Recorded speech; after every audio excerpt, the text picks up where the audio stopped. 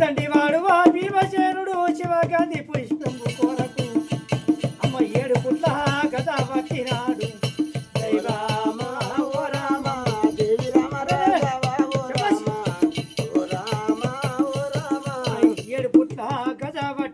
భీమసేనుడే బయలు ఎత్తినాడు.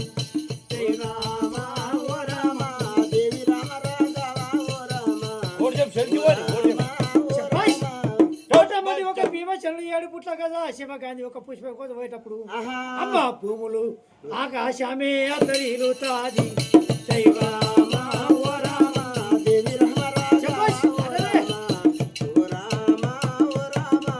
భూతల్లి తల్లడిలుతాది.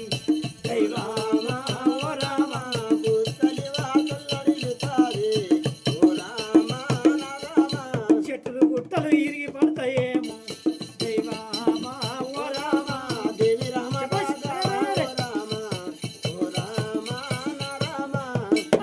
భీమసేనుడు పోయేటితో లోపల భూమి ఒక ఉరిన సందము.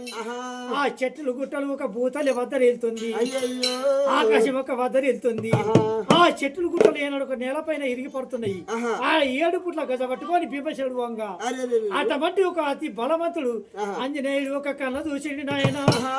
ఆ రామ భక్తుడు శ్రీవాంజనేయుడు ఈ భీమసేనుడు ఏంద్ర ఇంత ఒక బలవంతుడా, ఇతను ఒక అవతారము ఇతని బలము ఒక తాకతి చూస్తానని ఒక కోతి అవతారం ఎత్తుకొని ముసలి అవతారం ఎత్తుకొని తోక ఒక పెద్ద పెంచుకొని అచ్చడి తవల చిన్నగైనా తోక పెంచినాడు.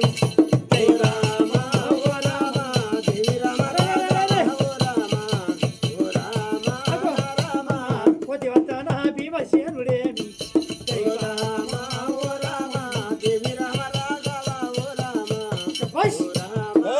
అటువంటి భీమసేనుడు వస్తే దన్ దన్ చప్పుడు వినబడుతుంది భూతల్లి. ఆనాడు ఒక తోక ఏడు పెంచుకున్నదో ఏ తోక నువ్వు పెంచుకున్నావు ముసలి కోతి.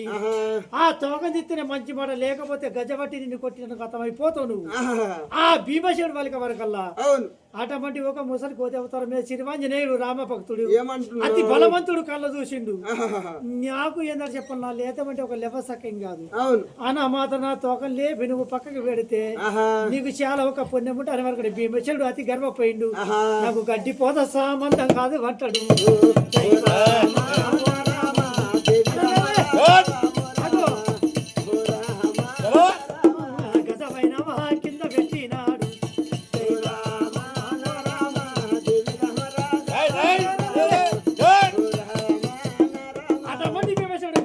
పెట్టి ఇది గడ్డిపో సమానం కదని 2 నెలలతోనే అన్న మాత్రం లేపే వరకల్లా అటువంటి బలవంతుడు అమ్మ తోకకైనా బాలం పెంచినాడు.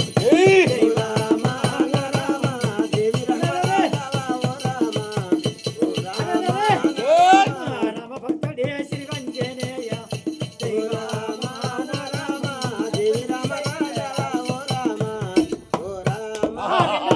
పెగిలిస్తే అటువంటి తోక ఏంటంటే ఈక కదులుతలేదు.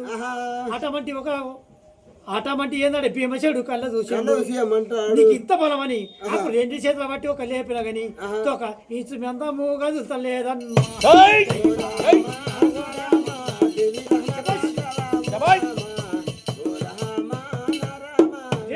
బట్టి అంత బలవంతుడు ఒక భీమసేనుడు ఒక లేపిన గాని ఆంజనేయుడికి ఒక శక్తి ముందట. ఆ భీమసేనుడు ఒక లేపిన గాని తోక ఇంచు ముంద కదులుతలేదు.